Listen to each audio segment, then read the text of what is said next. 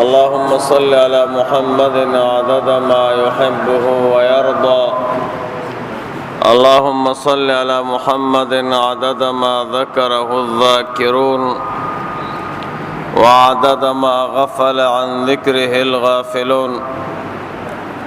اللهم صل على محمد وعلى آل محمد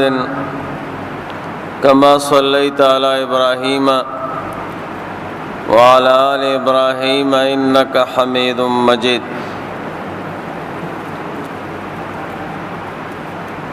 معزز مسلمانانو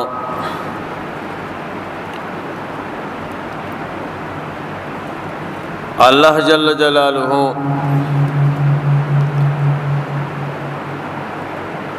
دغی آیاتی کریمہ کی دا حضرت ابراہیم علیہ السلام واقعہ بیان ہے۔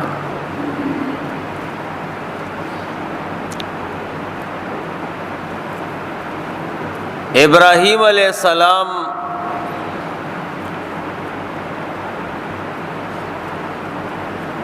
چونکہ پیغمبران علیہم السلام کی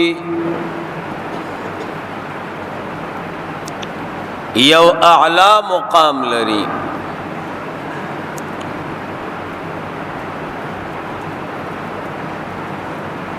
د یو خطرناک دشمن مقابلی تا اللہ پاک پیدا کرنا چاہیتا نمرود وائی اولو العظم رسولانو کے دیں پیغمبران علیہم السلام کی دا ابراہیم علیہ السلام ډیر لوی شان دے۔ زمونږ استاد خوږ پیغمبر محمد رسول اللہ صلی اللہ علیہ وسلم فرمائی انا دعوت ابی ابراہیم،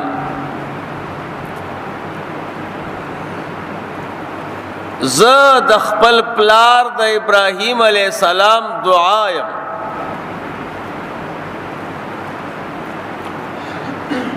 ابراہیم علیہ السلام اہل مکہ تا دعا کړي وا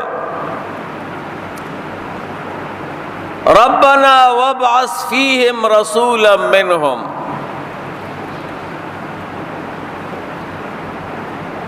اے زمونږ ربا دی اہل مکہ تا د دوی دا کلینا و دا دی دا علاقین دوی تا یو پیغمبر ہو لے گا۔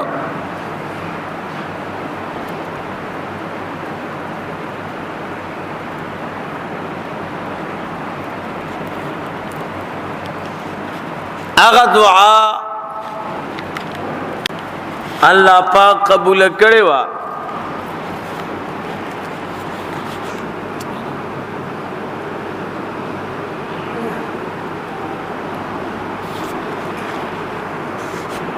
اور نبی علیہ الصلوۃ والسلام اللہ پاک اہل مکہ و تورک دغه وجه د چې مونږ او تاسو په نبی علیہ الصلوۃ والسلام درود وایو ابراہیم علیہ السلام پکې یادو اللهم صل علی محمد وعلى آل محمد كما صليت على إبراهيم وعلى آل إبراهيم إنك حميد مجيد اللهم بارك على محمد وعلى آل محمد كما باركت على إبراهيم وعلى آل إبراهيم إنك حميد مجيد۔ درود شریف کے منگا و تاسو ابراہیم علیہ السلام یادو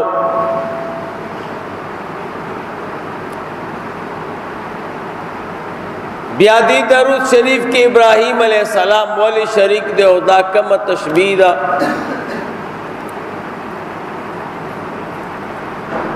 دا بیازان علمی خبری دی او انشاءاللہ کا موقرالا پاسان تعبیر کے وہ بیا درتا ہوئے بہرحال ابراہیم علیہ السلام پیغمبران علیہم السلام کے یولے شان لری نو قرآن کریم دا ابراہیم علیہ السلام قصہ تفصیلا ذکر کئی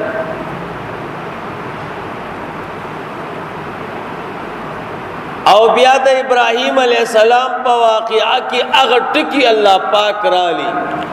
چکم کے دا رسول اللہ مبارک امت تا زبردست نصیحتن و حکمتن دی پکے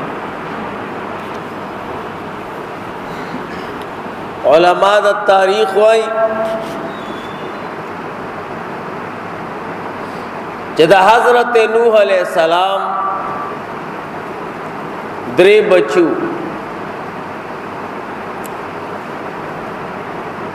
دا یونم سام دے دا دویم نم حام دے دا دریم نم یافس دے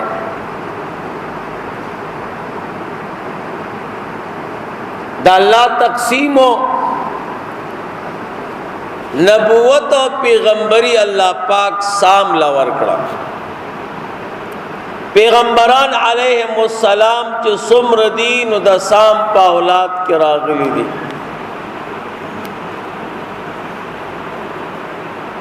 او دے دا حجاز پزمکو سے دا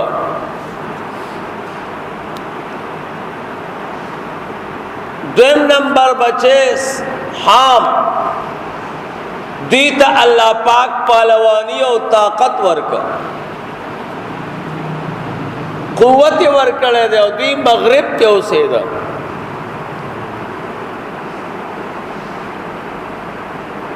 درم نمبر بچے دا حضرت نوح علیہ السلام یافس دے یافس اولادی تے ظلم و تجبر و زیادے ورکڑا او دا مشرق پہ علاقوں بانی اسی دو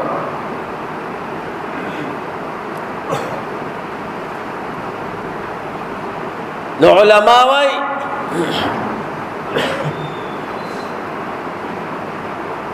حام چیو دچ وادو کا اللہ ورطا یو بچے ورکا داغنم دے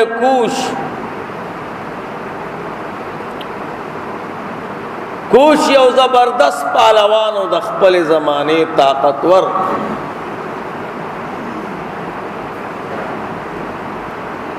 اغت بیا اللہ یو بچے ورکا کنعان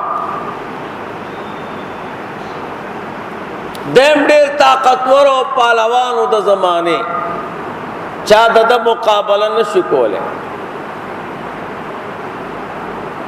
او دے خپل اخکاری و اخکار سر دیر شوق اکثر زمانے پخکار کے تیر کڑے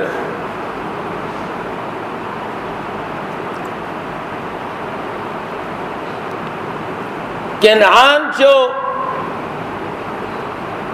دا غزوے پیدا شو خدا شکل و صورت پپلار خو نہ لگے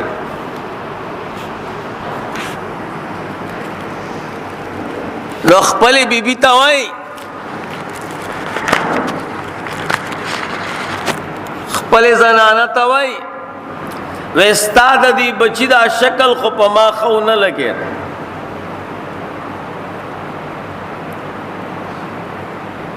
ویسو کم ویدا سے چلو کا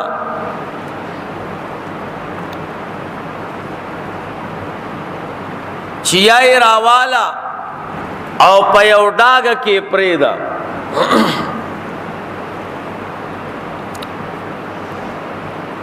پیو ڈاگا کی چی پریدی پخپل با اگیشی و مڑ بشی او یا یو بو تو گزار کا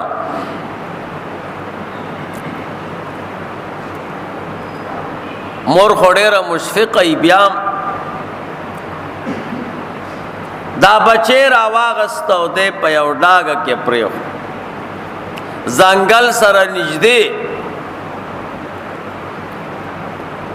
دا شکل ہیبتیو سمر حیواناتو بچے دے لیدنو تختیدتی تردی پوری چی دا زنگل زناور چیو اغوی چولی دنو اغوی امتیو تختیدا سوک ورطا خواتا نشورات لئی یریدتی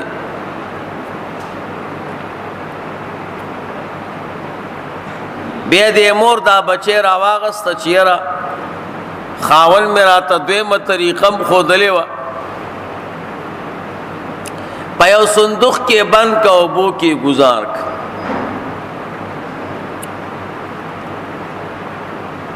چوبو کی گزار کا اوبو دوبارہ غاڑے ترویستا نبیا باورتا ازمرائی راتلا یا پڑان قسم دے پزمریانوں کے عربائی کے ورطن نمیرا وی دغا ازمرائی براتلا و دتا بے پی ورکولے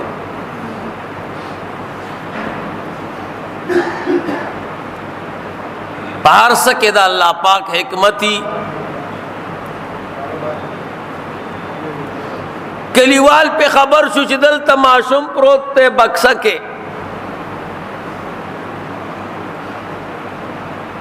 خلق ورلو دا معصومی روچت کد دی بکسینا خو خلق لیدلو چننا میرا حیوان ماناز مرے یا پڑانگ اغی والا پی ورکول نو خلق ورطا نم کی خود نمیروز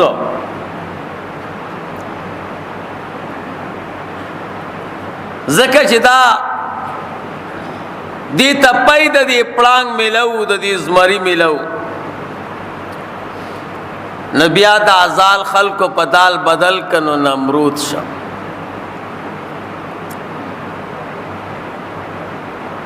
نو دغه نمرود بیا خلقو د تربیتو کچدای او باشم دے او پلار ته پتہ نہ و کنعان تا دا د خپل علاقی زبردست بادشاہ او طاقتور دے بیا د دې خلقو نو تختید دا نمرود او پیو زنگل کے دی رشو دلو زمانی لو پر خلق ځان سره یو ځای کړ سوک بچے پلا راتلنو شکاول بے پیسی او مالا ورسبه تیاغستا د بیکارو خلقو د پلیتو خلقو ملګری ډیری د نیکانو د الله نه د یریدونکو خلقو ملګری کمی د دنیا ډاله جوړ کړه دا قصه د مخکې زمانه نه را روانه ده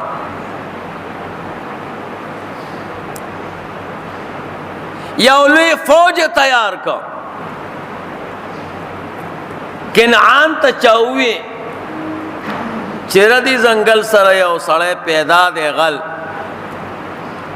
او چې کما قافله زینو شکایې هغه وی خا خمړي پهلوان او طاقتور او زبردست بادشاہي وا هغه ته اوس دا پته نشته چې دا زما بچی دی او نمرود تم دا پته نه و چې دا زما پلار دی هغه ورپسې فوج را روان کو نمرود خپل لو پران ملګری برابر کړو وی جنگ بکاو جنگ شروع شنو نمرود د ټولو نه مخکې شو بای سیزونو کې د الله پاک حکمتي د کنعان فوج ته د نمرود ملګرو شکست ورک، فوج والا مات کا. بیا نمرود آواز وکړ وای کنعان تا زما مقابلی ته فوج راوسته ده، پردی بچی برامانی مړکه نه روزه میدان ته پخپلا. نو کنعان روته، نو نمرود اولګېدو په کنعان حمله وکړه، نو هغه مړک. بادشاہی ته قبضه کړه، بیا خو ولا مزه ورکړه. نو په یو ملک به حمله کولو، فوج روان کړه او سیوا کوي، تر دې پورې چې په ټوله دنیا باندې حکومتو څومره مخکې آبادي کما، څومره آباد ځمکې چې وي، نو هغې باندې د قبضه وکړه.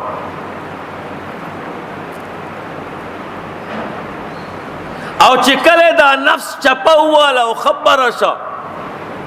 نو د خدایي دعوه وکړه،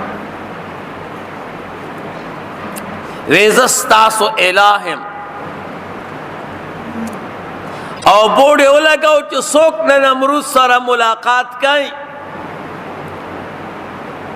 پهله به نمرود ته سجده لګوي، بعد کې به خپل حل وی او خبرې به کوي. یو جابر سړی، بے قانون سړی، فرعون هم یو خطرناک کافر تیر شوی، خو هغه کې بیا هم څه ناڅه قانون و،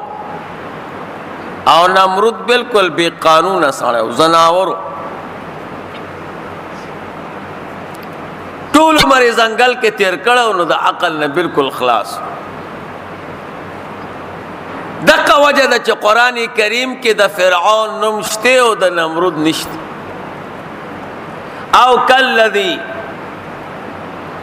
الم تر الی الذی حاج ابراهیم فی ربی ان آتاه الله الملک. د نمرود نوم الله نه دی اخیستی، حالان کې لوی بادشاہ د فرعون بادشاہی په مصر و، د نمرود په ټوله دنیا و. علما وی په ټوله دنیا باندې څلورو کسانو بادشاہی کړې ده، دو مسلمانان او دو کافران. مسلمانانو کی یو سلیمان علیہ السلام، دویم ذوالقرنین. کافرانو کی یو نمرود او بل بخت نصر. دې څلورو کسانو په ټوله دنیا بادشاہی کړې ده. نو نمرود عقل نه خلاص سړی و، قمقلو، قرآن کریم نوم نه دی اخیستی. بادشاہی ورته ملاو شوه، حالان کې یو غل او یو ډاکو سړی و، د خدای توب دعوه وکړه. مخکې زمانه کې به د بادشاهانو د خپله بادشاہی په دې ساحرانو، نجومانو، په کاهنانو به یې چلوله.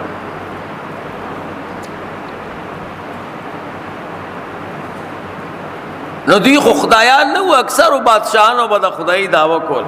نو کار او منډه به ورته د ساحرانو، د جادوګرانو والا، او جادوګران او ساحران دا خو ډېر غریبانانو، نو بادشاهانو به پیسې ورکولې او دوی به له کار روانو.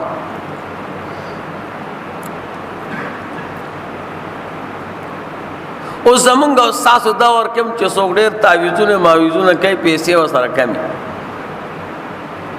دا کار ډېر علمي نه دی، خوندور کار نه دی. زما په خپلم چې د سر درد او د ماشوم د جړا نه خواشي، بیا مې تعویض ډېر نه وي خوښ. داسې نه چې تعویض ناروا روا دی، خو دې کار کې چې وردن نشي، بیا سړی نه کار خرابېږي. نو ځان ساتل ته پکار دي، بدنام قسم. نو دې ساحرانو کاهنانو با غریبانانو بادشاہ بوله پیسې ورکول، او دوی به ورته هغه جادو او منترې کو، په هغې به یې کار روان. کاهنانو ورتوي یو ورځ نمرود ورتوي کاهنانو زما دومره لوی طاقت ته او دبدبه مې ده څوک ما ته کتی نشي دومره محیب شکل و چې د ځنګل زناور به ته تښتېده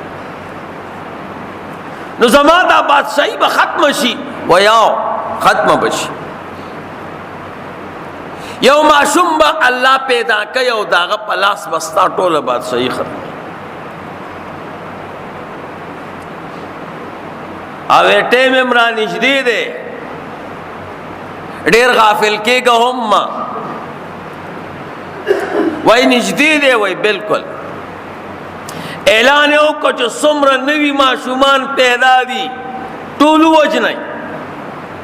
دا کار فرعون هم کړو او سړو ته حکم کړو چې سړی به د زنانو نه لرې اوسېږي او زنانه به بېلې اوسېږي خو چې الله کم کار کوي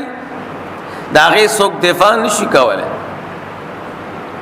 د هغه دا ظلم او دا جبر انتها ته رسېدلی الله دې مونږ او تاسو ټول بچ کړي دو اعمال ګورې داسې دي چې دا په ملک کې او په علاقه کې او په محله کې او په کلي کې پیدا شو الله عذاب نازلوي ګوره یو ته ظلم و یو ته زنا وای دا چې کلم ډیر شو نبیا دا الله پاک دا عذاب انتظار دی او دا دواړه سیزونه زمونږ او ستاسو زمانه کې ډیر شوي دي الله دې مونږ او تاسو د خپل قهر او د عذاب نه خلاص کړي الله مو دې بچ کړي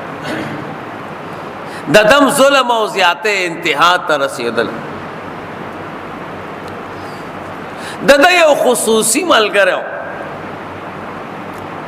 آزری نومو جمهور علما وای د ابراهیم علیه السلام د پلار نوم آزرو او محققین حافظ سہیلی سے و امام سیوطی سے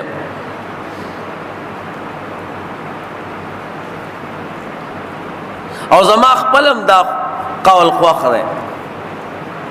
چې د ابراهیم علیه السلام د پلار نوم تارخو او دا آزر اترو برحال دې کې اتفاق دی چې دا پلار د ابراهیم علیه السلام دا د نمرود خاص سړی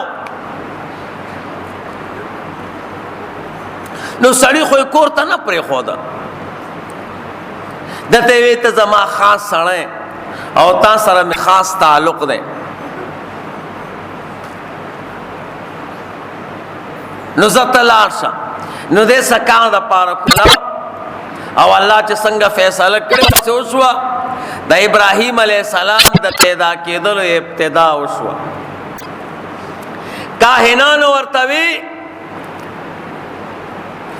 هغه هلک چې د هغه د خاطره به ستا بادشاهي ختمېږي هغه د مور رحم ته لاړو باقي ستا خوښه ده حیران شو چې داسې چلو شو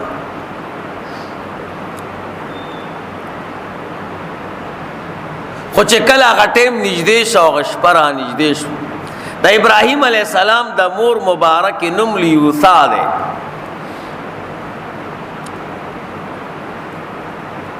د ابراهیم علیه السلام د مور مبارک په خېټه مبارکه باندې وو خو نورو زنانو ته پته نه لګېدله چې د دې زنانه ماشوم دی نو نمرود ته پته ونه لګېده کنه د دنیا جاسوسان زنانه او سړی پریښیو خو چې کله د هغه د پیدا کېدلو ټیم راغی نو د ابراهیم علیه السلام مور مبارکه مؤمنه وه په الله باندې ایمان و خو ایمان یې پټ ساتله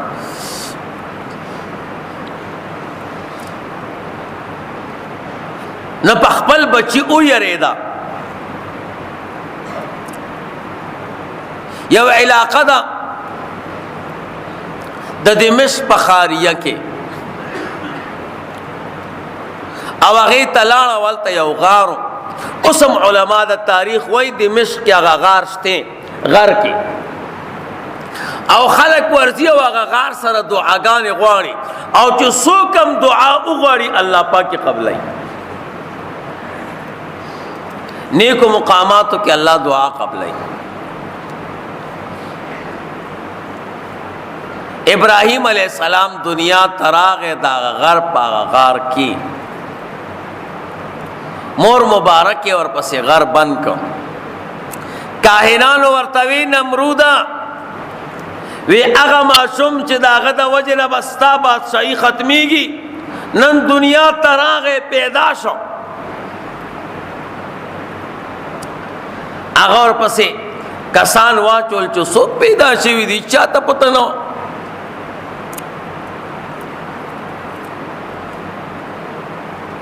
دا ابراہیم علیہ السلام مور مبارک پا سبا بانے شرالا دا ابراہیم علیہ السلام تا دا دی مسوا کی گوتی نشات ملاوے دا او دا باقی گوتو نورتا پی ملاوے دا یو کالا پوری دی غار کیوں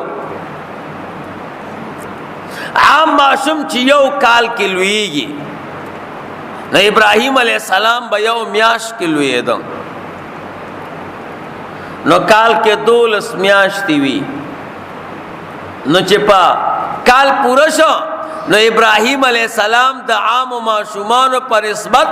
دا دولسو کال اخکاری دا یو اشپا دا قرآن کریم ذکر کئی بعض علماء وی دا مکالمے دا مور و پلار سروا مور اور پس غار بند کرو دیکی دا شپی رناخ کا نشوا نستوری ولی دل دے خدا اللہ پاک پتالاش کے او چیزیو موجد لرم یو خالق و مالک لرم دا بسو کی ستورے چولی دا نوڑیر ناشناو نو قرآن کریم کی اللہ فرمائے چولی دا بہذا ربی دا زمان رب دے خشتم دے و برم دے او مزیدارم دے خالق و مالک خود کمال والا پکاری خوچے کلا غستور پریوتی دا ورس پیرا لوائنا لا احب الافلین کم سیس چی پخپل غرزیگی پخپل داغ وجود عارضی وی نو دا بل چا دا وجود دا پارا بس سبب شی او که دی نشی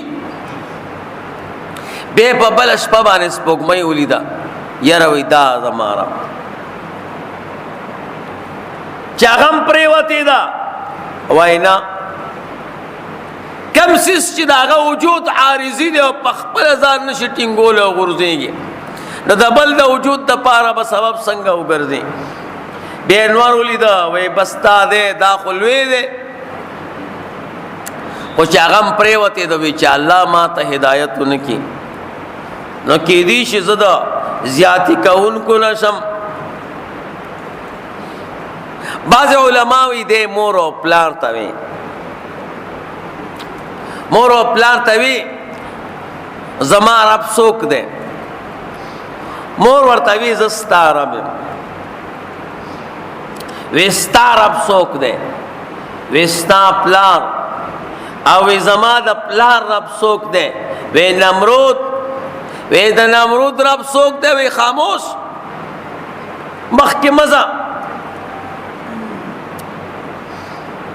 نو دا مکالمی دستور او د سپوږمۍ او د انوار په دغه ټیم کې ابراهیم علیه السلام د خپل مور او پلار سره کړي بعض علما وایي نه د نمرود نه چې کله واپس شو نو قوم ته خطاب وکړ چې دا ستوري ستاسو دا ګمان دی چې دا ستوري زما رب دی هذا ربی مانا هذا ربی آیا دا زما رب دے دا تاسو سوائے یا سپوږمۍ زما رب دے دا سوائے یا نور زما رب دے دا سوائے دا خو رب نشی جوڑے دلے بہرحال ابراہیم علیہ السلام مور او پلار توی نه په غلطه یی نمرود زمونږ استاد او رب نه دی نمرود خو یو جابر او ظالم سړی د ابراهیم علیه السلام پلار د خپل بیبي ته وی چې قصه بدله شوه دا زمون بچے خو لگیا دے بحرم و یو دن کور کم لگیا دے اسنه چې څوک شیطانتو کی نمرود تا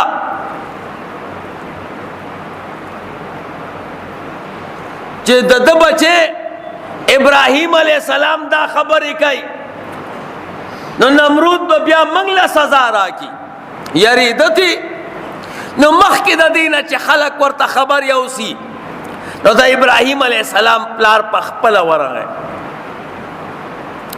ورتوی تا ته بسوک شیطانتو کی چې د بچی داسې داسې وای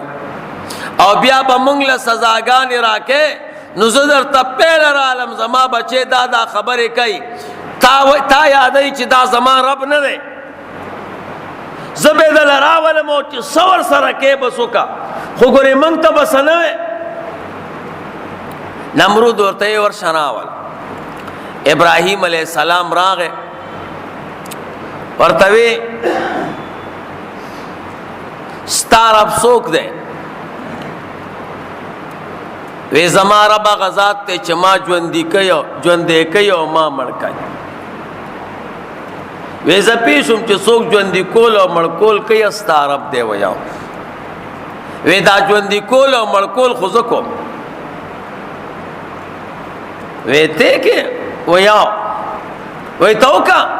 یو سړی ورسره په پانسي ګاډ کې پروت او دا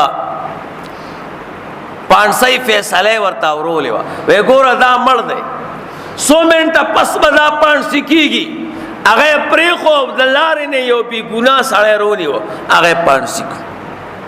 وایي مړ مې ژوندی که او ژوندی مې مړ که ابراهیم علیه السلام مې دا خو لوی ځناور دی دا مرګ او ژوند دې ته وایي کنې زموږ شریعت وایي چې چا سره څوک بحث کوي نو یو دلیل به وایي انتقال به د یو دلیل نه بل دلیل ته نه کې یو دلیل به وایي مضبوط کثرت د دلایلو ته اعتبار نشته قوت د دلایلو ته دی ابراهیم علیہ السلام پوه شه چې دی په دلیل نه دی راشه دته بل دلیل وایي ورته وی زما داسې رب دی چې روزانه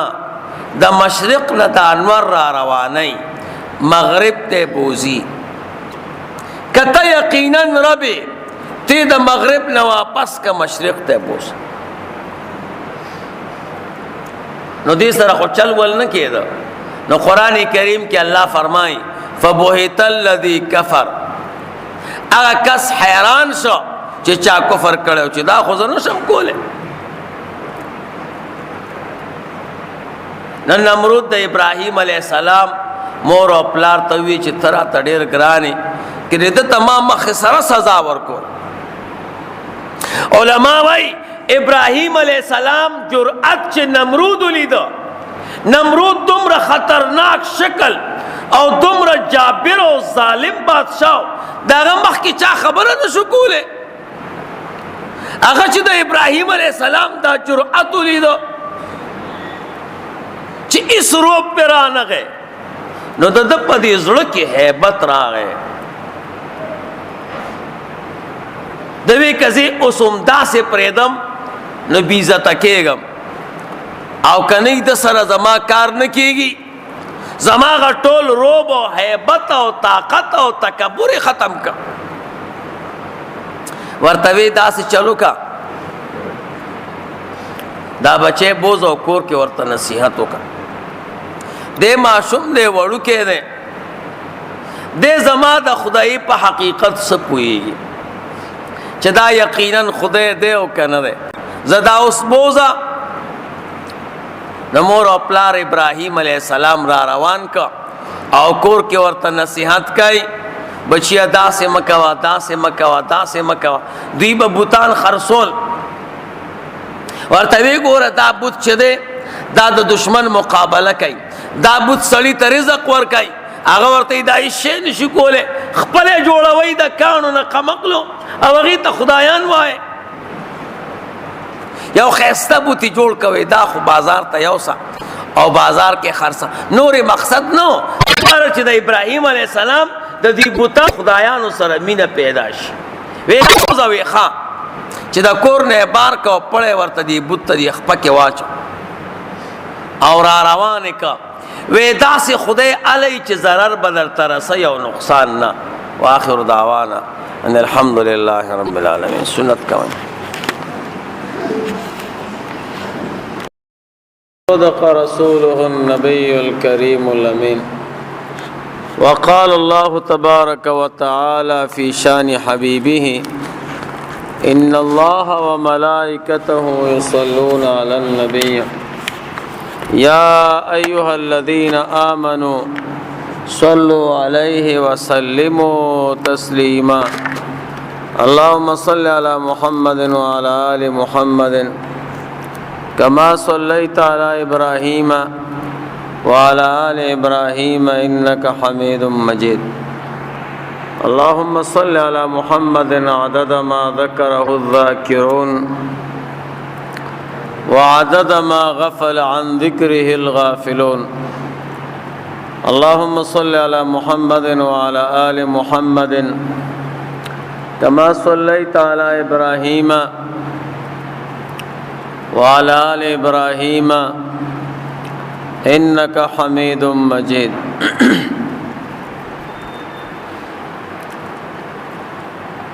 معزز مسلمانانو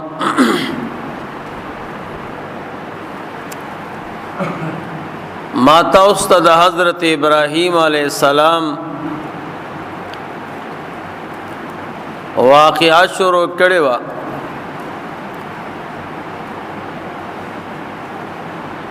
اللہ پاک قرآن کریم کے اغا واقعات بیانائی چې د نبی علیہ الصلوۃ والسلام امت ته پکې ډېر نصیحتونه نه پاغي کې یو واقعات حضرت ابراهیم علیہ السلام هم ده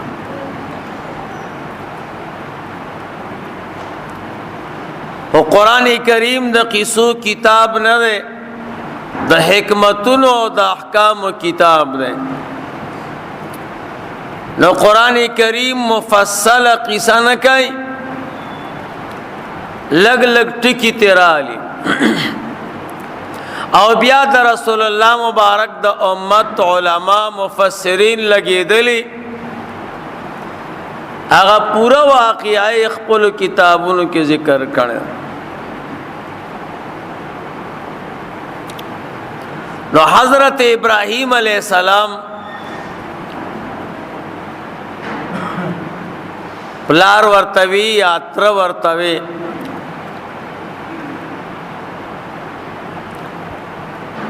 چې دا بوتان یو سو بازار کې خرڅوا دای مقصد چې د بوتانو سره ربط ساتي خرڅیا علی محبت به وسره پیدا شي لیکن اللہ پاک چې چاته ہدایت کی آسو گمراہ کولے نشی حضرت ابراہیم علیہ السلام با قیمتی بوتان راواغستا د پلار مخ کې به غیږ کې نیولیو چې پلار می خفه نشي خو چې بهر ته به ووت ځمکې ته به روغورځم او خپو کې به ورته پړی واچول او راخکبه خلکو ته به وی وګوره دا ستاسو خدایان تاسو وای موږ له به دا کار کوي دا کار به کوي دا وګوره که څوک داسې خدای علی چې صرف نقصان ورته رسوي فایده نه نو دا د ما راوستی دی قسمه قسم به د بوتانو بدی بیانو الله پاک مونږ او تاسو باندې ډېر لوی احسان کړی مسلمانان پیدا کړیو د اسلام نه پیله خو خلق زناورو پخپلو لاسونو به د کاڼي نه بت جوړ کو شکل به جوړ کا او بیا به ورته سجدې لګولې دا زما خدای دی نو دا عقل نه تا پخپلو لاسونو جوړ کنو څنګه ستا خدای دی نو چې مالدار سړی به د سونی او د جواهرو نه به ځان له بت جوړ کړ قیمتي چې بیا به لږ غریبو بیا به د چاندی او د سونی نه جوړ کړ چې لږ به کمزور یو بیا به د کاڼي نه جوړ کړ د ګیلټو نه به جوړ کړ اوسپنې نه به جوړ کړ خټې او کودړي نه به جوړ کړ تر دې پورې چې ډېر زیات به غریبو او د بت د اخیستلو وس به نه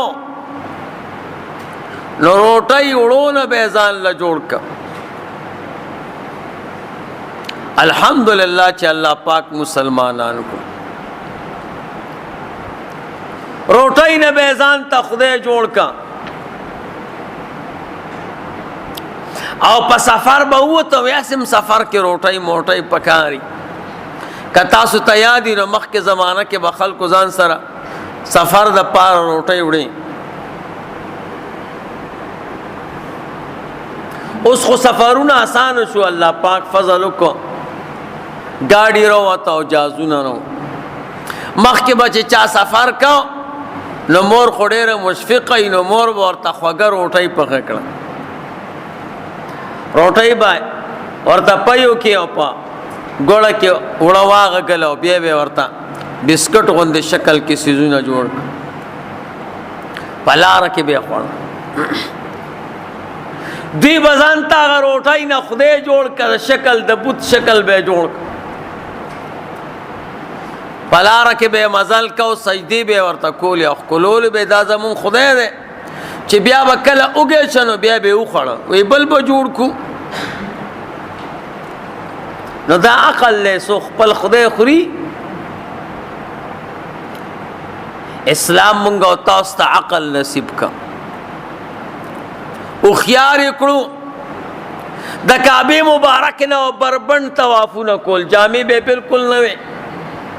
او چې چا به لنګ او جامې اچولې نو هغه به ورپسې خندل نورو وګوره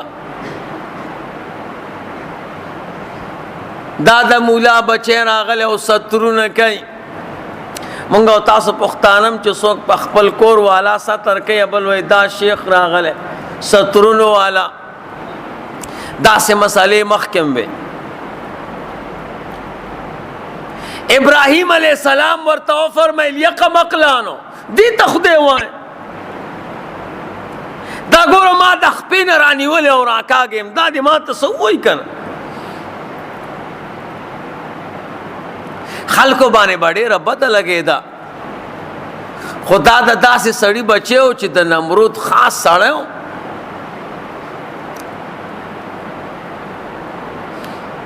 دې درمیان کې د دوی د اختر ورځ راغله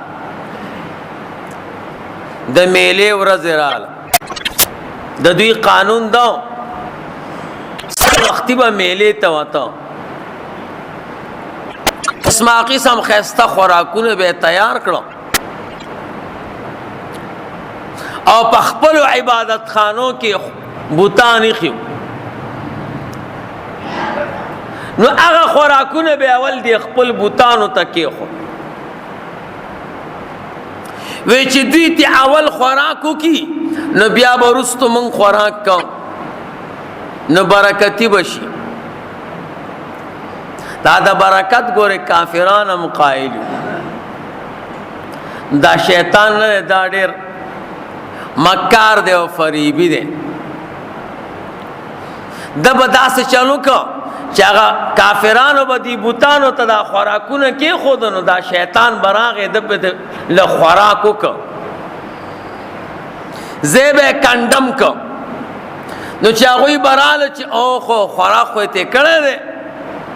یا لکه وایي خوراک برکتي شه زمونږ خدای ته اول خوراک وکړه او موږ وروستو هغوی خو به نه خو هغو کاڼي وو شیطان به ترې خوراک کو نبی علیہ السلام فرمایي چې تاسو خوراک کوئ نو پهله بسم الله وایئ کنی بیا تاسو سره شیطان خوراک کوي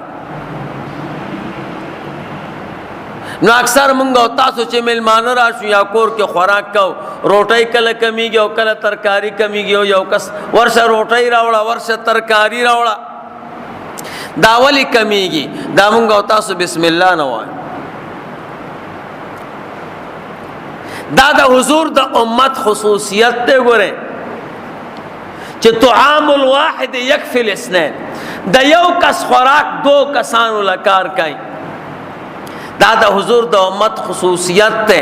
او مونږ او تاسو باندې کله روټۍ کم شي نو هلته بسم الله نه وایو بسم الله چې نه وی نو شیطان د سره خوراک کوي تا ته پته نه لګېږي او سیس ختم شي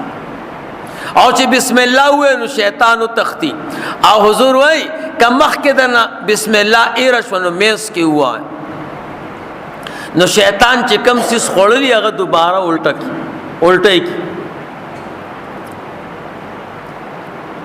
نو د اختر ورځ به د دوی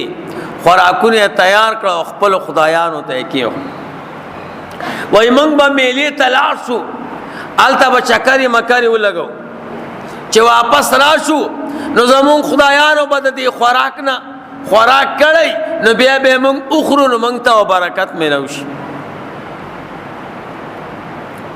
ابراهیم علیه السلام ته وی راځه ځو میلې ته وایي زه نه ځم ولې نه ځې وی زه بیمار یم انی سقیم زه بیمار یم علماء وی ابراهیم علیہ السلام بیمار نو او دلته وی زه بیمار یم نو دا دروغ نه دي نو درې جواب علماء کوي یو جواب دا دی چې دغه وخت کې ابراهیم علیہ السلام یقینا بیمار و تبیوا دیم جواب دا کوي چې ابراهیم علیہ السلام فرمایل زه بیمار یم ستاسو د بوتانو د عبادت نه دا مال ښه نه دی دې معنا ده تاسو د خپلو بوتانو عبادت کوئ او خوراکونه ورته کېښو اوس میلو ته ځئ او واپس به راځئ زه د دې څیزونو نه بیمار یم ماله دا ښه نه دي او یا دا معنا ده چې دا دروغ وو خدا راو ځکه ابراهیم علیہ السلام به اوس بوتان ماتای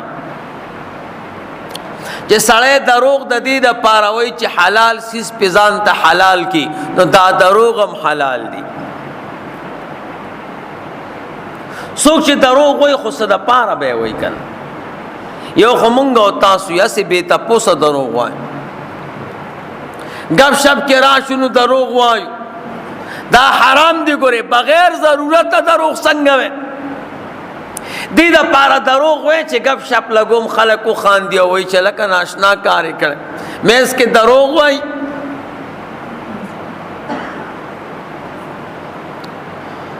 نبی علیہ السلام فرمایي لوی خیانت دا دی چې ته یو ورور ته خبره کې او هغه تا باندې ګمان د رښتینې کوي او ته دروغجن یې دا لوی خیانت نو چې څوک دروغ وایي اسې وایي نو اسې ویل دروغ حرام دي او یا به دروغ د یو څیز دپاره وایي څه به پې ځان له ګټي څه کار به پې کوي نو اوس به هغه کار ته ګورو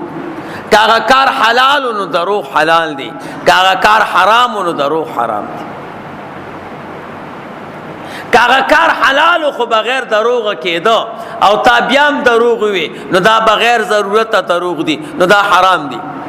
او که هغه کار حلالو حرامو نو بیا دروغ حرام دی مقصد دا دی چې د حلالو د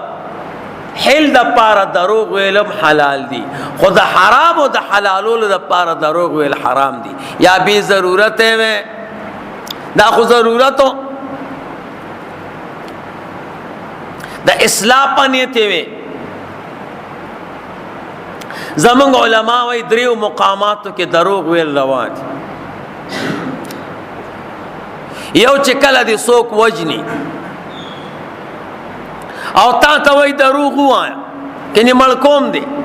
نو بیا ووایه. نمبر 2، کله د دوو مسلمانانو په منځ کې صلح کې روغه کې او هغه په رښتیاو نه کېده او په دروغو کېده، نو دروغ ووایه. یو ته ورشه چې وروره زه خپله نه یم راغلی، دومره ښه سړی نه یم، خو ستا هغه دشمن چې دی 2-3 ځل زما کوڅې ته راغی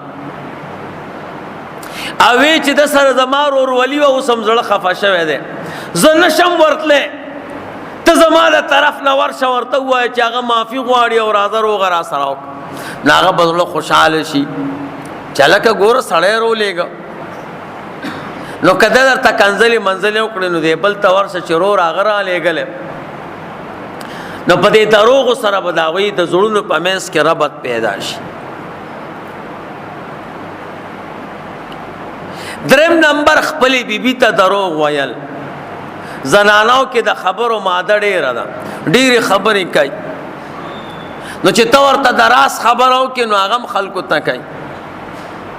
نو چې کومه خبره پټول غواړي نو هغه ورته مه کوه، د هغې په ځای ورته دروغ ووایه، نو ستا د راز خبره به پټه پاتې شي. منګ او تاسو اکثر کورونو کې د زنانو د خاطره مور او پلار خفه کو، خپلوان خفه کو، او بیا خصوصا چې څوک تازه واده وکړي نو هغه مور او پلار نه جدا کېږي په جګړو، نو دا د دې ښځو جګړه نه وي، دا خبرې کوي. 3 موقعو کې ډېرې خبرې کېږي. ګورئ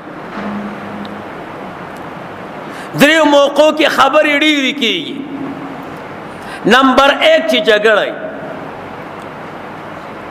جګړه کې خبرې ډېرې کېږي او زنانو ته پوره تاریخ یادي، نو د هغه بلې زنانه پوره تاریخ ورته ووایي ستا مور داسې کول او د مور د مور مور دې داسې کول، نو خبرې پکې ډېرې کېږي او زنانو کې د خبرو ماده ډېره ده، نو جګړې ډېرې جوړوي چې ډېرې خبرې پکې وکړو. نور جګړه کې مقصد نه وي. 2 نمبر واده کې خبرې ډېرې کېږي، نو زنانه چې د واده نه پاتې کې نو خفه کېږي. ودونه یې خوښې وي چې دې کې به ډېرې خورګانې زمونږ راجمعي او موږ به ورته خبرې کوو، نو خبرې به رانه ډېرې وشي.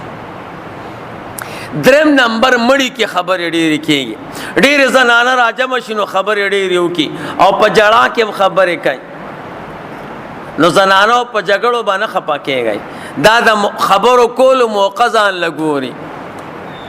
نو اکثر ساده سړی مور او پلار خفه کی یا رشتہ داران خفه کی، دی وای زما دی خځې سره خلک ظلم کوي، د الله بنده زنانه جګړې سره کار نشته، خبرو سره کار دی، تو سره ډېرې خبرې کوه نو جګړه به نه کوي. نو زنانو کې د خبرو ماده ډېره ده، نو چې ډېره ده نو چې کومه خبره پټول غواړي نو مور ته وایي. بهرحال ابراهیم علیه السلام چې کم دروغ ویلیو هغه حلالو،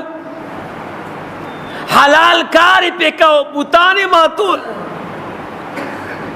وایي زه بیمار یم تاسو ځئ،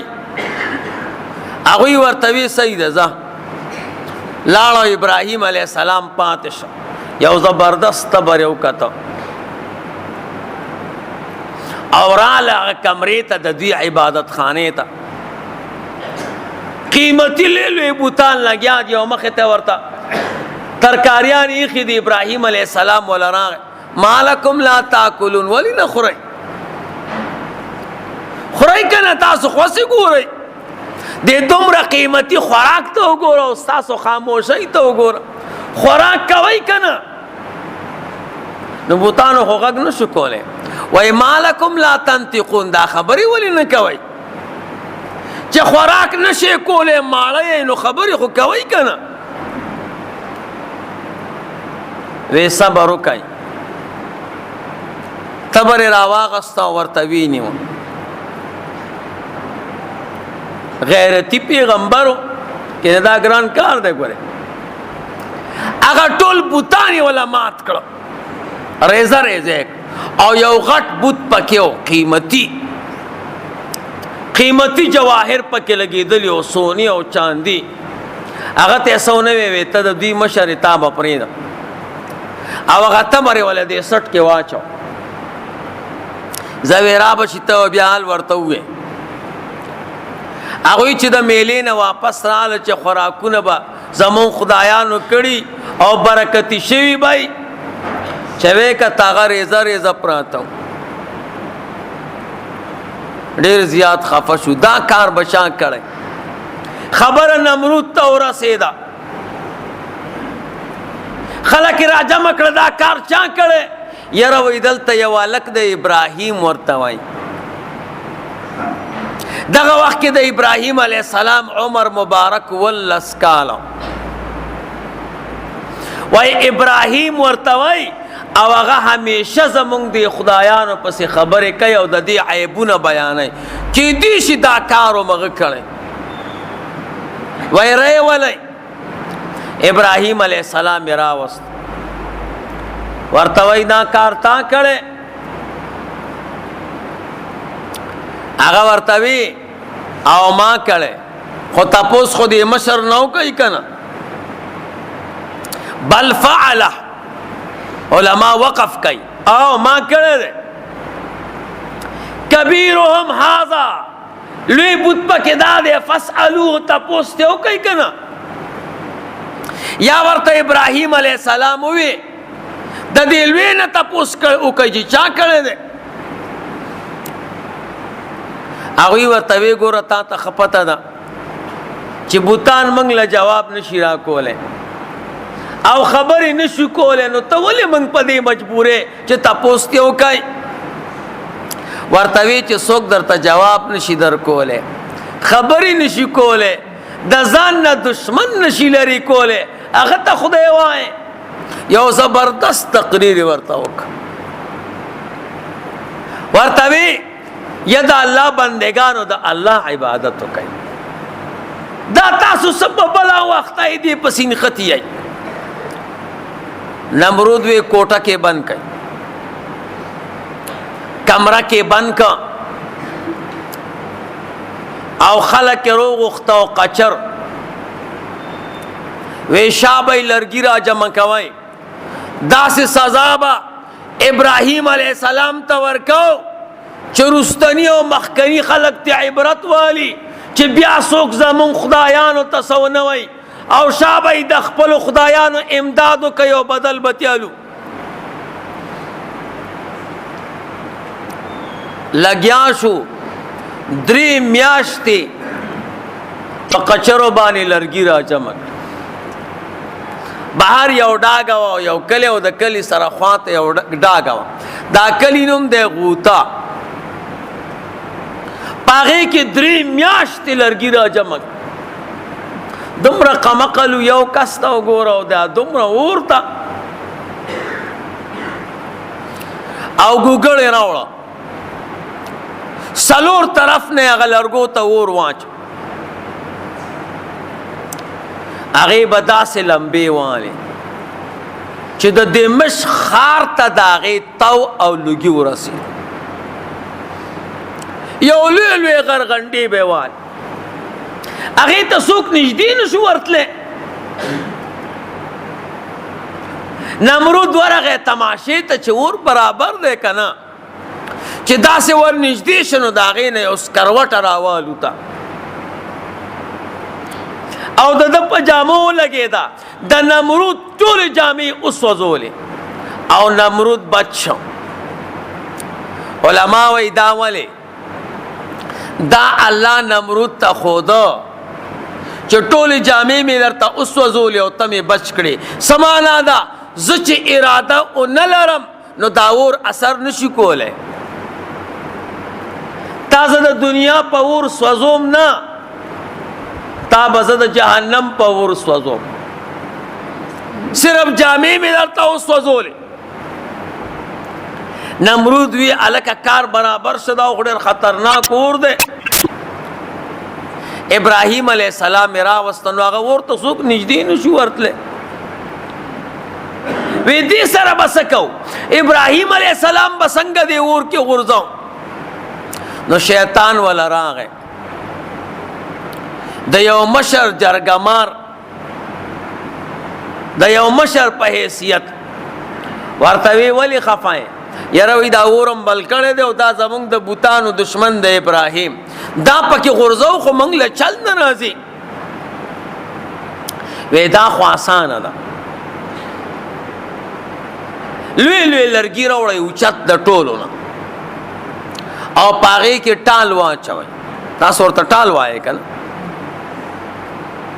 دا معشومان پکی زنگی ٹال پکی واچوئی او ابراہیم علیہ السلام پکی کینو او جوٹی ورکوئی نو چی جوٹا خشی او دا اور میستا دا جوٹا ارسیدا نو چی سنگا ارسی کی دا تار با اور پسی کٹ کئی پچاڑا با ہوا ہے. نو ابراہیم علیہ السلام با دا اور میس کیوں غرزی کی نمرود وے کارش سڑی تجربہ کامیاب دا. نو ابراہیم علیہ السلام پاگا ٹال کے کینو اخو اگت ٹالو نو جوٹے ورکولے ورکول چی سم تیش شا او ابراہیم علیہ السلام دا اور میستا اور رسیدا نو دلتے پچاڑا بانے والا آگا مزے ہوا نو دا اور میس کے اوگر زیدو نو چی دا اور میس کے اوگر زیدو نو جبریل علیہ السلام را گئے اغلا اورتا نو رسیدلے چلان دی جبریل علیہ السلام ورطا ولارو کین چکو لاس کے رونی و پارا میں کینو جبریل علیہ السلام زان سرا دا جنت نا یو قیمتی تخت روڑا او قیمتی جوڑا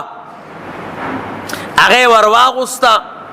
او ابراہیم علیہ السلام پاگا تخت کینو دا تخت طرف تا اوبرو خود کے دے چینا شوا او گس طرف تے دا انار ونرو وطا خیستا اناری ونیو او اللہ پاک ورتوی یخشا زما پا بندہ ابراہیم علیہ السلام بانے او سالم شا علماء وی چھ ابراہیم علیہ السلام اور میستا روان شا برا ملیکو چرکڑے یا زمانگ ربا ابراہیم علیہ السلام صرف ستا عبادت کو دا بل چین کو دا سی کس دا اور قابل گرزے اللہ ورطاو فرمیل دا زما بندہ دے اور زما مخلوق دے اور بغیر زما دا اجازت نہ زما بندنی شیس وزولے کونی بردن و سلاما علی ابراہیم پا ابراہیم علیہ السلام یخشا و سالم شو علی ابراہیم زکوے وی کہ علی ابراہیم پا کہ اللہ نے ویلے نو اور بانے با منگا تاسو اس پخلی نشو کونے ہمیشہ با یخو اللہ فرمیل نا صرف پا ابراہیم علیہ السلام یخشا خدا سے یخ نہ چی دا یخ نہیں نے ہوا جنے و سلام و سلامتیا والا جوڑ شا ابراہیم علیہ السلام فرمائے وی سمر خوشحالی چی ما تا پاغور کے ملا ہوا پا اغورزو کے وی دمر خوشحالی ما تا پا زندگی کے ندہ ملا ہوا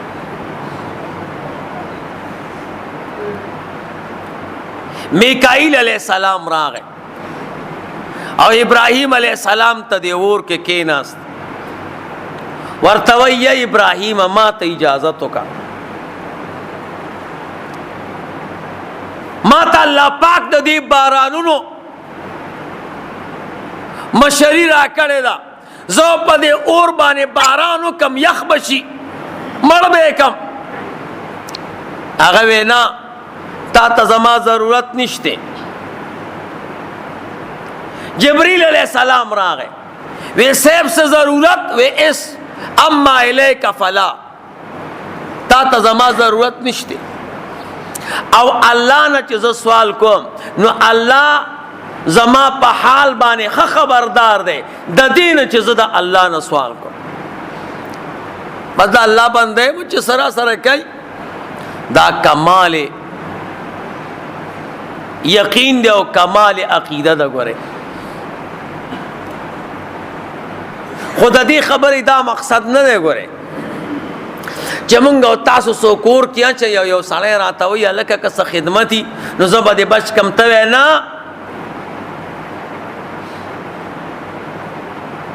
الله نه به سوال کوم. دا د ابراهیم علیه السلام مقام هغسې یقین او هغسې عقیده زمونږ او ستاسو نه جوړېږي. ګوره ځای ځای ته به ګورئ یوسف علیہ السلام جیل تلاړه 12 کاله تیر کړه. 12 کاله پس بادشاہ خوب ولیده او بیا یوسف علیہ السلام د خوب تعبیر ورکا. بادشاہ وی دا یوسف علیہ السلام د جیل نه را بار کړي. هغه ورته وی ز جیل نه بار کېږم ولیم دن نه کړه ما زبل صفای غواړم بعد کې د جیل نه وتل غواړم. رسول الله مبارک فرمای زه د یوسف علیہ السلام صبر ته حیران یم. که زه د یوسف علیہ السلام په ځای وی ما به دا شرط نه وی لګولی. نو علما وای د رسول الله مبارک صبر د یوسف علیہ السلام نه ډیر دی. دا خبره حضور ولی کوي د خپل امت ته تعلیم ورکه اسې نه چې تاسو د خپل زمانه حکومت جیل ته بوځي او بیا وی زه د جیل نه نه وځم پهله زه صفایي غواړم. هغه بادشاہ د یوسف علیہ السلام نه متاثر او تا نه خو خپل حکومت متاثر نه دی نو ته به د یوسف علیہ السلام تقلید نه کې. پیغمبرانو مقام جدائی. بہرحال ابراہیم علیہ السلام د تخت د پاسه ناسته خیسته د یخی چینی یخی اوبو او بل طرف ته انار او جنتی لباس اغوسته ده زبردست د ګلونو باغچه د ورته ډېر خوشحاله دی. نمرود د غر په یو څوکه ناست دی ورته ګوري چې دا به څنګه سوځي چې ویې کته باغچه ده اوبه دي او انار دي زړه کې وی دا برحقه پیغمبر دی. علما وی قریب ده چې ایمان روړی وی خو بیا سوچ که ایمان روړم ټوله بادشاهی میزی خدای شوی ما خدایی را نزی العیاذ بالله. نبیا دی خپل نفس واپس کنټرول کو او دی خلکو چې د ابراهیم علیه السلام دا معجزه ولیده نو ډیر د نمرود عابدانو هغه اسلام راوړه مسلمانان شو. ابراهیم علیہ السلام د اور نه را بار کو. نمرود ورته وی اور نه میرا بار کړي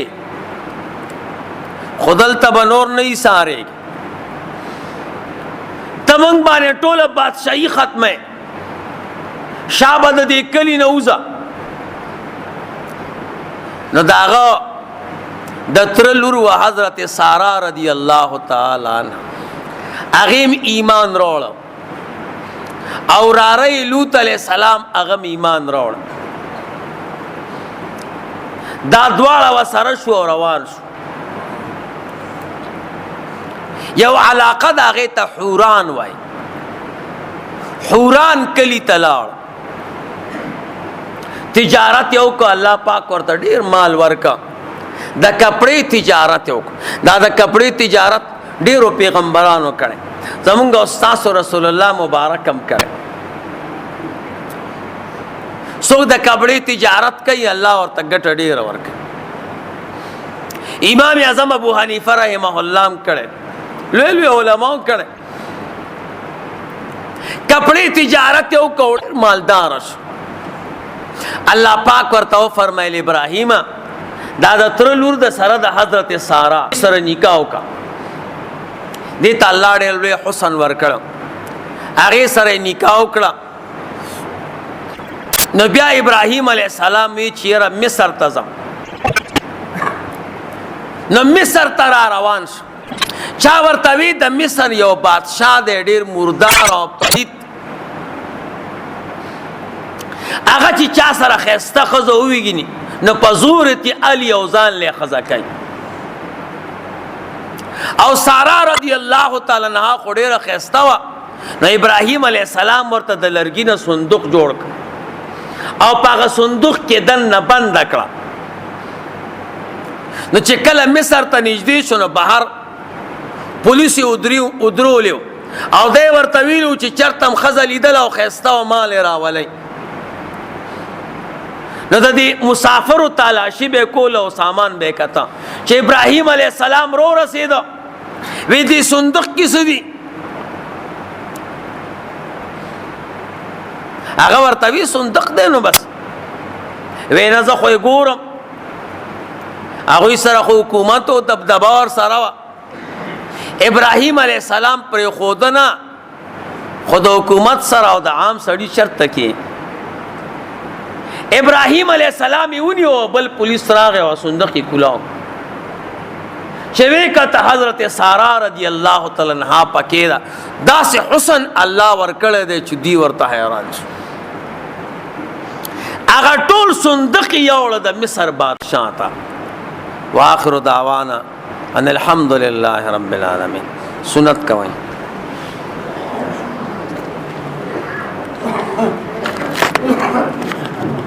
صدق رسوله النبي الرضا. اللهم صل على محمد عدد ما ذكره الذاكرون وعدد ما غفل عن ذكره الغافلون. اللهم صل على محمد وعلى آل محمد كما صليت على إبراهيم وعلى آل إبراهيم إنك حميد مجيد.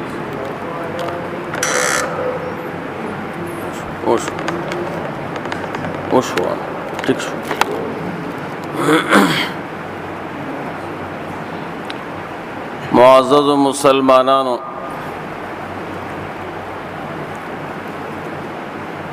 تاسو ته ما د حضرت ابراهیم علیه السلام واقعه شروع کړې وه.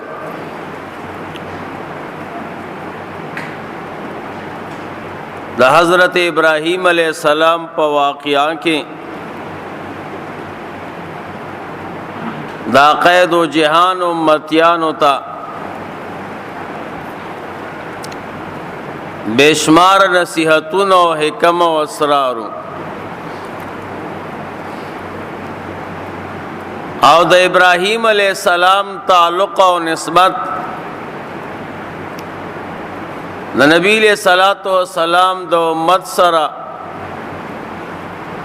بنسبت د نور پیغمبرانو علیهم السلام وړيرو.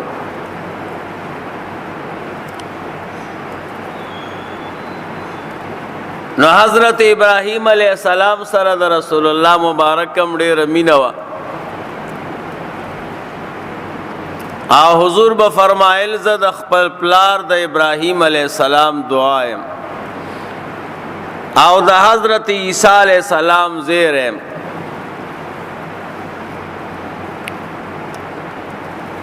نو علماء د ابراهیم علیہ السلام واقعات تفصیلی لیکل دا.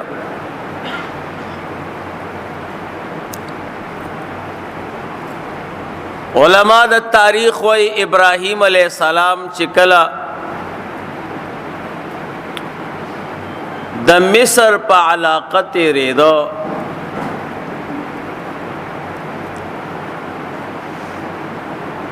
دغلته یو بادشاہ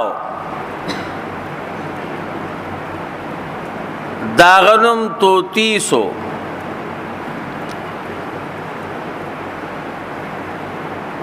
دے په یو کلی کې اوسېده. دغه کلی نوم دی منوف. ظالم بادشاہ د قانون دا پلاره کې پولیس او څوکیداران ودرولیو. کم زینب هم چې قافله راله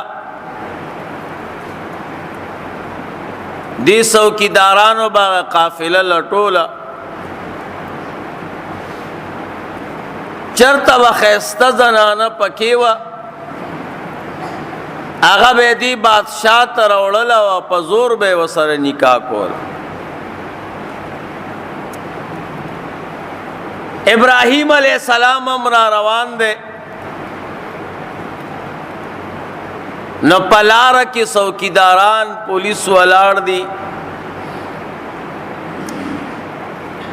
ابراهیم علیہ السلام خپل بیبی مبارک حضرت سارا رضی اللہ تعالی عنہا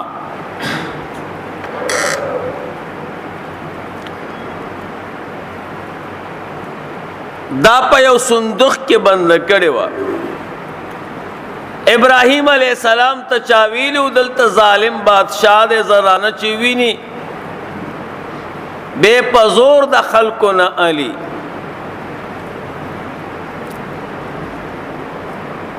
د لرګي په یو صندوق کې بند کړی و. نو چې کله دا څوکیداران او پولیس دا قافله ورورسېده چې کوم کې ابراهیم علیہ السلام ورته وی دي صندوق کې څه دي؟ ابراهیم علیہ السلام ورته فرمایل د کور صندوق دی. نو ودا خو به مونږ ګورو کلاوه به دي کې څه دي؟ ابراهیم علیہ السلام ورته ډیر وی خو هغه خبره نه منله. صندوق کلاو کنو پاغه کې حضرت سارا رضی اللہ تعالی عنہا حضرت سارا رضی اللہ تعالی عنہا ته الله پاک ډیر حسن ورکړو.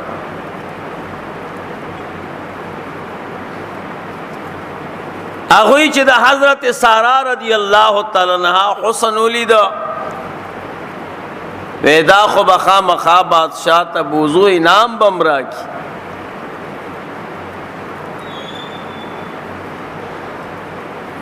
دغه صندوق سره د ابراهیم علیہ السلام بادشاہ ته پیش کړه. بادشاہ ورته وی دا زنانه څوک ده؟ ابراهیم علیہ السلام ورته فرمایل دا زما خور ده. اوس دا خو خور نه و دی بیبي وه. نو د دې جواب مې درته انی سقیم کې کړی دی. دو جواب دماغو کې یاد ساتئ. یو دا دی چې دا دروغ نه و بلکې هذه اختی دا معنا زما اسلامی خور ده. ټول مسلمانان سړی یو بل سره اسلامي رونه دي او زنانه خويندې دي. معنا دا زما اسلامی خور ده یا دا زما خور ده په پیدایش کې ز الله نر پیدا کړي مو دې زنانه پیدا کړي ده. او یا دا معنا دا چې دروغ ویل عرض کې حرام نه.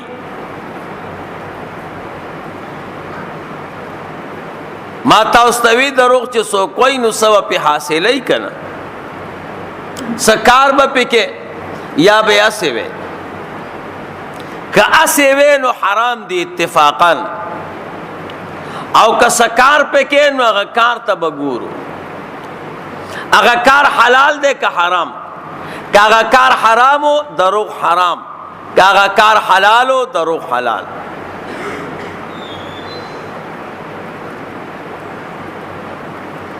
ورته وی کستا خور دا او که ارصدا خدا به مال راکې. ابراهیم علیہ السلام ورته ډیر سوی ظالم بادشاہ. سارا رضی اللہ تعالی عنہا هغه ظالم بادشاہ چې دینو ځان سره کور ته بوتله. الله پاک په خپل پیغمبرانو ډېر خپه کیږي. بیا په عامو بندگانو ډېر خفه کېږي.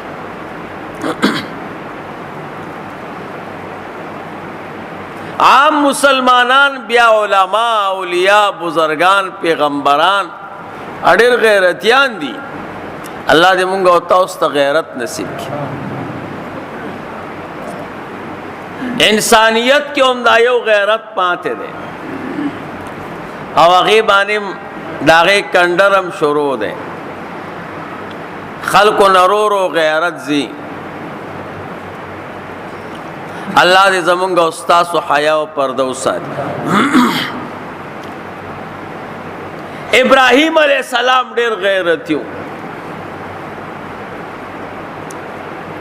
دا د غیرت تبه وه په دې بدن یې تله راتله.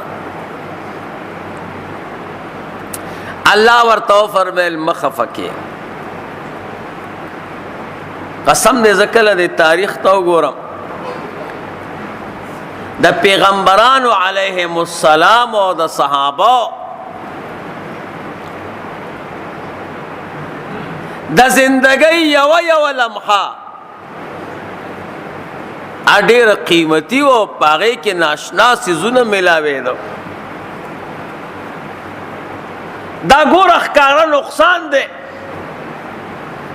لیکن په دې نقصان کې م ابراهیم علیه السلام ته فایده میلاویږي او داسې فایده چې دنیا کې د هغې نظیر نشته. ډېر لوی خلک الله ورته وفرمیل مه خفه کېږه، زه به حجابونه او پردې لرې کړم. ابراهیم علیه السلام بهر په سړک ناست دی. الله پردې لرې کړې. سارا رضی الله تعالی عنها او بادشاہ لیده داسې مخامخ چې زړه کې دی چې ته شک او شبه رانشي لکه زه او ته چې ګورو. دې ته د پیغمبر معجزه وایي.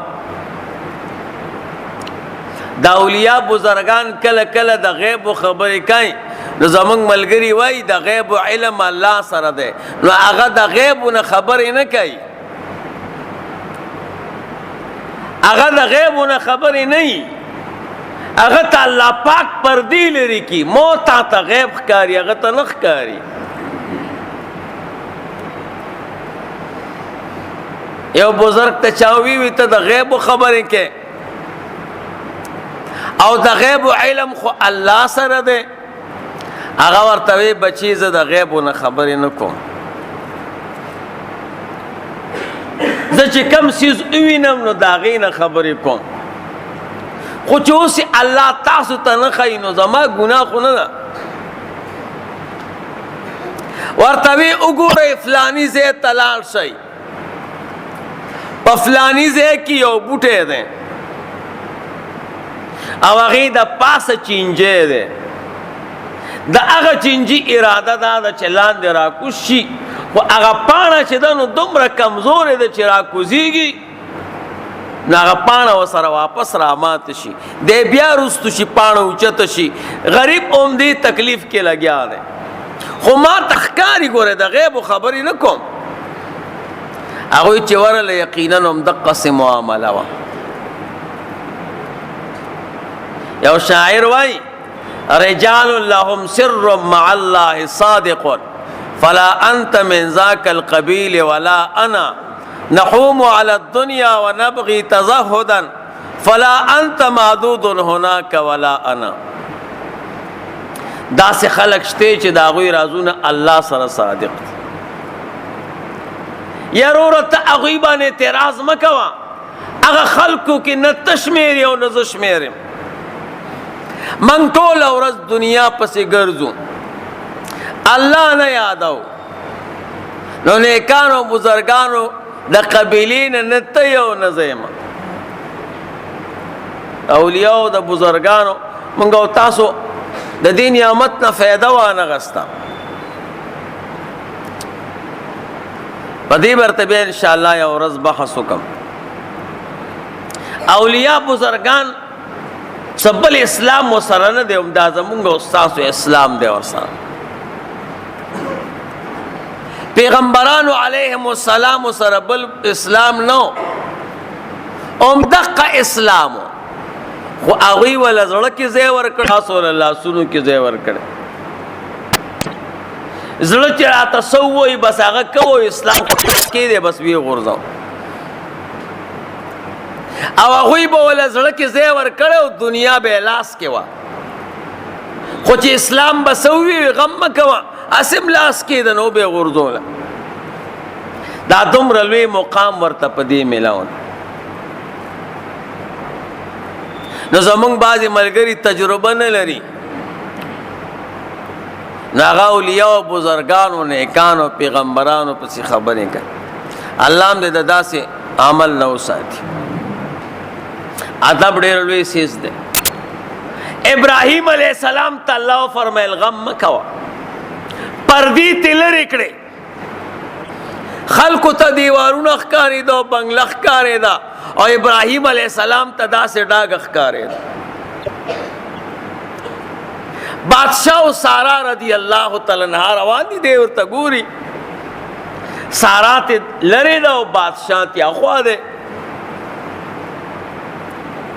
بادشاہ ورته را روان شو سارا رضی الله تعالی عنها ورته وایي د الله نه ویریږه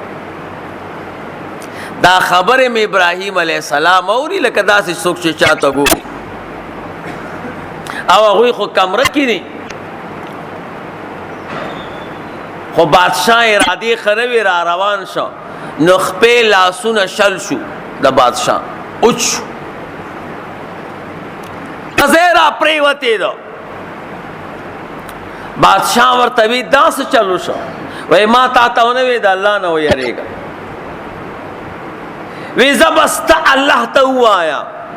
چې ما الله روح کی نو زه به تا خپل خاوند ته واپس ورکم ابراهیم علیه السلام ورته ګوري او سارا رضی الله تعالی عنها دعا کوي خدای د بادشاہ ارادې ښې شوې خرابه ارادې پرېښوه خدای صحت ورکړي صحت چې ورکه نو بیا را روان شو نو بیا شل شو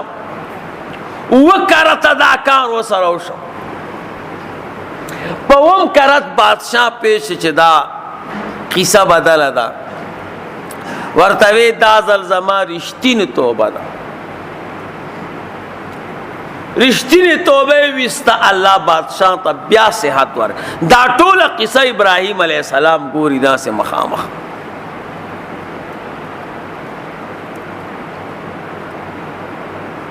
بادشاہ راغ او سارا رضی الله تعالی عنها ابراهیم علیه السلام ته حواله کړ او دا هغه سره یو وینځه وه چې په تمامو وینځو کې د ټولو نه ښایسته وه د هغې نوم هاجره بیبي نو هغه ابراهیم علیه السلام ته ورکړه وی سارا بزرګي ډېره اوچته ده دا وینځه مې درکړه چې په دې به د کور کار نه کېدی به خدمت کوي اوس وګوره ښکاره د ابراهیم علیه السلام نه بادشاہ کور والا ونیوه د دې نه لوی مصیبت کمی خو الله پکې څومره حقیقت واچو د اسماعیل علیه السلام مور مبارکه پیدا شوه او زمونږ استاسو رسول الله مبارک دا د اسماعیل علیه السلام په اولاده کې دی د اخیری پیغمبر د پیدا کېدلو ابتدا شروع شوه څومره لوی حکمت و پکې حاجره بیبي را روانه کړه او سارا رضی الله تعالی عنها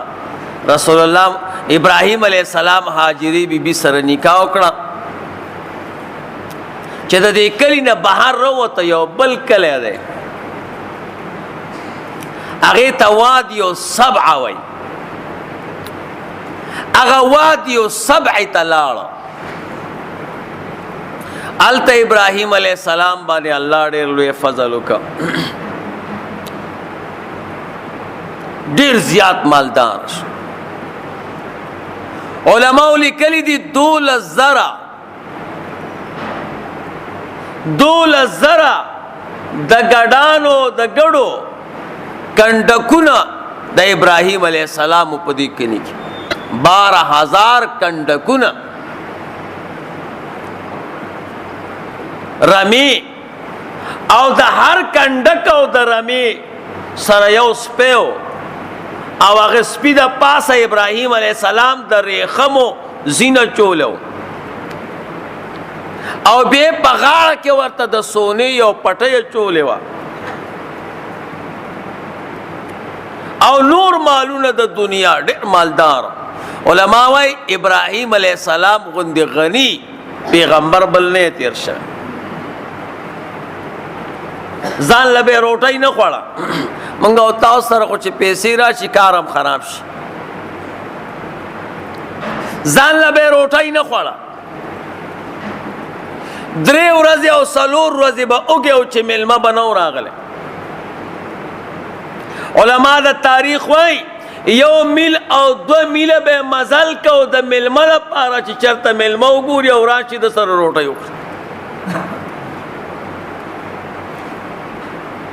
مونږ او تاسو وایو که میلمانو رانه روټۍ وخوړه نو بیا به غریبانان شو. دا د خدای قانون دی ښه، چې څومره لګې نو دومره به الله پاک درکوي دل، او چې څومره ځان راغونډې دومره الله در باندې رزق راتنګوي. نو پراخه رزق خورئ، په بل هم خورئ او په خپل هم خورئ. د الله خزانې کمې نه دي، دومره رزقونه به راکړي چې سنبال به یې نه کوي. اوس هم الحمدلله الله دومره پراخي راوستې ده چې سمه ډېره. خو الله دې مونږ او تاسو ته د شکر توفیق راکړي. نو مالدار مو او ورسره سخي مو. یو ورځ ورته یو میلمه راغی، وی اوږې مه، وی روټۍ راله راکړه. وی زه خو بغیر میلمه روټۍ نه خورم، الله دې خوشحاله که چې رالې. وی الله نه منم. وی کافرې و یا وی تخته، زه کافرانو له د الله دشمنانو ته روټۍ نه ورکو. اړیر خپه شو ولاړه. الله ورته جبرئیل علیه السلام راولېږه، یا خلیله دا سړی زما دشمن ولې ما رزق نه ورکو؟ نن چې یو غرمه تا سره روټۍ خوري نو د کفر د خاطره روټۍ نه ورکې. ابراهیم علیه السلام چپلې ویستې او ورپسې منډې منډې منډې، هغه ډېر مزل کړی او راګیرې کړ. نو هغه ځان خفه کړی، وی ما سره به ځې روټۍ به خورې؟ وی نه خورم ستا روټۍ. ډېرې زیاتې انتهایي زارۍ ورته وکړې. هغه حیران که، هغه ورته ویې د الله بنده دومره تکلیف دی ولې وکړه؟ الله پاک چې دی ستا په باره کې ما ته خبرې وکړې. دی زما دشمن دی، زه وله رزق ورکوم، او تا سره یو غرمه روټۍ خوري نو ته وله رزق نه ورکې. هغه واپس راغی، ابراهیم علیه السلام سره روټۍ وخوړه. وایي ما له کلمه ووایه. ورته وی ولې؟ وایي دومره ښایسته رب لرم چې 80 کاله ما د خپل رب په دشمنۍ کې تیر کړه. یقینا ما ته الله پاک رزق نه دی کم کړی. نن د هغه لوی پیغمبر په کور کې میلمه یمه، ما لې روټۍ را نه کړه، الله په ما باندې خفه شو او هغه لوی پیغمبر یې راپسې راولېږه. زه به د داسې رب نه څنګه انکار کوم؟ څومره احسانات یې را سره وکړه. الله ډېر مهربانه دی. د ابراهیم علیه السلام اولنی هغه سړی و چې بغیر میلمه روټۍ نه ده خوړلې، او اول ګیره د ابراهیم علیه السلام سپینه شوې وه. د ابراهیم علیه السلام نه مخکې د چا ګیرې سپینېدې نه، که زرګونه کاله عمر به او توره به. د ابراهیم علیه السلام ګیره مبارکه کې یو ویښته مو به سپین شو، نو الله ته سوال وکړه ما هذه الشیب، یا الله دا سپینوالی د څه شی دی؟ د ابراهیم علیه السلام ته الله وفرمیل دا برکت دی او اعظام اکرام دی. الله ورته وفرمیلو نو ابراهیم علیہ السلام فرمایل یا الله دا اعزاز او اکرام را رواک منګو تاسو چې ګیره سپینیږي کم نخري اوسنه کو الله بندگانو دا اعزاز دی او دا اکرام دی ګیری متو راوي چې الله در تسپینه درکړه بس ټیک تا ګیره تورول زمون شریعت کې بند دی ګوره زمون ملګری پکې هیلی میلی لټای عزت خپه دا سے گپ شپ لګای ګیره تورول په اسلام او په دین کې بند یو چانوي واده کړ یو خزینه یریږي نو پښتانه خدا سے کار نه کوي چې خزینه یری تاسو خو خلک خزینه یریږي چې ته ز بوډایم او خزه ځوانه ده نو کبه تورې نو خیر ده نو پهله بداو منی چې زه د خزینه یریږم دیم د مجاهد د پارانوا کیسه خو نن سبا ختمه ده نو ګیری متو راوي سپینګیره هغه الله پاک تډیر ګرانی او سپین ویخته دا اعزاز دی او دا اکرام دی ګوره زمو ملګری وای دا تور نکریزی دی دا وی نکریزی دی خدا توری دی بچ تور شوی ناروا شوی دکانداران ما یو دکاندار نه تاسو کو دا تور نکریزی دا غوی دا نکریزی چرته دی مولانا صاحب دا نکریزی نه دی دا صحیح وسمه ده خدا منګه پدی سوپیانو خرڅو چې دا وسمنه ده دا نکریزی دی بیرانو سو کلینا د ابراهیم علیه السلام نه مخکې د چاګیره سپینه شوی نه و بهرحال د ابراهیم علیه السلام په دې کلی کې ګډان ډېرې زیاتې شوې کلیوال ته تنګ شو وې دا دومره ډېرې ګډې او ګډان د ابراهیم علیه السلام په صالح باندې مشهور د علاقې مشران ولرالو ورته وی یا صالحا وې ته زمنګ د دې کلی نه وځه وې ستا دې ګډانو دې ګډو تنګ کړو اوی ډېره ښه ده نور ورته پته نه وه چې دا دومره پراخي چې په دې کلي کې ده نو دا د ابراهیم علیه السلام برکت دی ابراهیم علیه السلام تی ووته چې د کلي نه ووته ځمکه کې چې څومره اوبه وي ښکته لاړ ډېر کسان د دې تندې نه هلاکه شو خلکو جرګه جوړه کا ورته وی چې هغه صالح واپس رانه ولو کنه نو زمونږ دنیا کې ژوند نشته دا خدای برکت مونږ خور پورې تنګو د علاقې مشرانو منډه منډه ابراهیم علیه السلام چرته ډاګه کې راګیر کو ورته وی زمونږ کلی ته بځې وی نظم نه اوس تراوت وی نه خامخا بځې وبنشته ابراهیم علیه السلام ورته وګړي ورکړي وہ تا عربی کے سبع وی وی دا وگڑی بوزائی او ہر یو گڑا یو کوئی اچ کوئی تے ادروی نو دا چی دے اچ کوئی تے ادروی نو دا دے گڑی دا برکت با اللہ پا دے کوئی کی اوبا پیدا کی نو وہ غٹ کویانو تے دا یو گڑا ادرولا اللہ پاک پا کے دا سی اوبا پیدا کری چی بہر روانش نو وہ تا عربی کے سبع وی نو دا دی کلی نم دے وادی و سبع زکا چی ابراہیم علیہ السلام ورطا وہ گڑانی ورکڑے ابراہیم علیہ السلام شام طرف تراغے او علتا دی رشو دو بی بیانی دی حاجر بی بی او حضرت سارا رضی اللہ تعالی عنہ بی بیانیم دیو حاجره بی بی وینځه و چون کې او سارا رضی الله تعالی عنها خو د تر لوروا د ابراهیم علیه السلام عمر مبارک چې 15 اتیا کال شو الله پاک حاجری بی بی ته اسماعیل علیه السلام ورک د دین مخ کې د ابراهیم علیه السلام بچی نو چې اسماعیل علیه السلام یې ول ورک دا دو بنی چيري او د دې بنو اسم خپل منځونو کې سره ډېر طبيعت برابر نه او بیا چې د یو بنی بچی شي او د بل نه نو بیا مشکلات ډېری خو ما تاسو ته مخ کې وې دا دومره پاکه کور نه دي چې جګړه د زنانو د خو پاغې کې د دنیا حکمت پروت دی. دومره پاکه کورنۍ چې په جګړه کې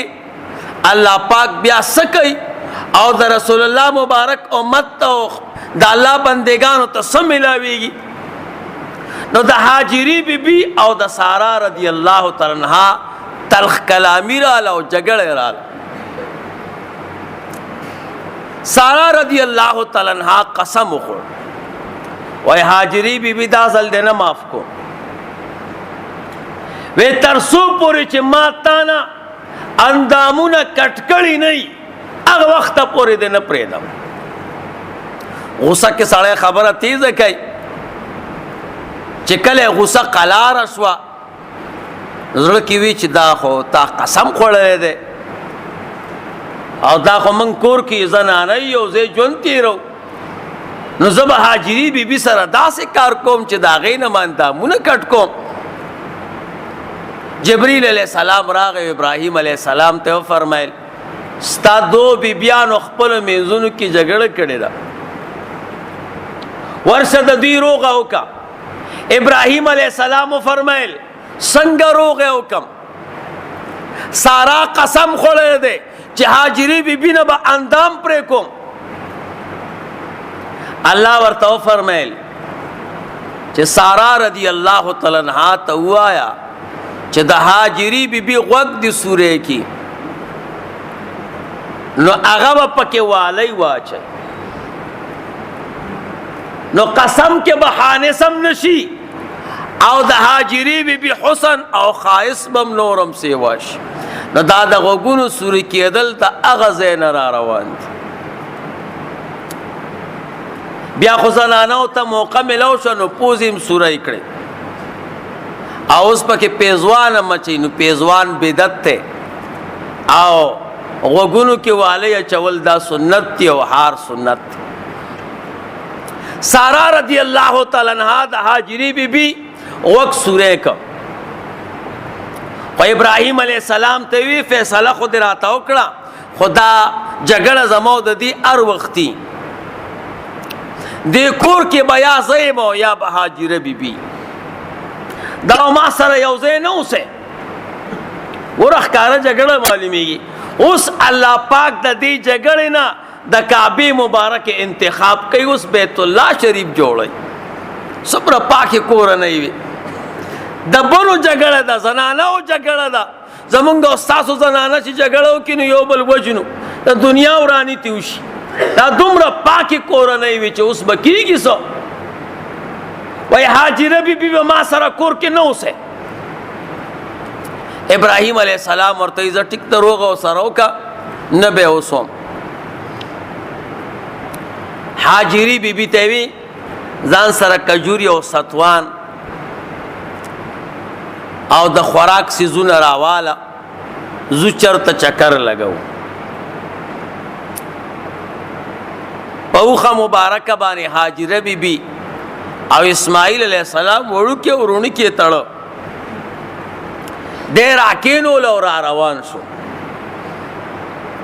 تر دې پورې چې حرم شریف ته راغله. حرم شریف کې دیره شو. ابراهیم علیہ السلام ورسره بعض تاریخ لیکلی دی چې 3 ورځې ورسره ابراهیم علیہ السلام او بعض علما وایي چې دوی کله حرم شریف کې کوز کړو نو ابراهیم علیہ السلام ته روان شو. واخر دعوانا ان الحمد لله رب العالمين. اللهم صل على محمد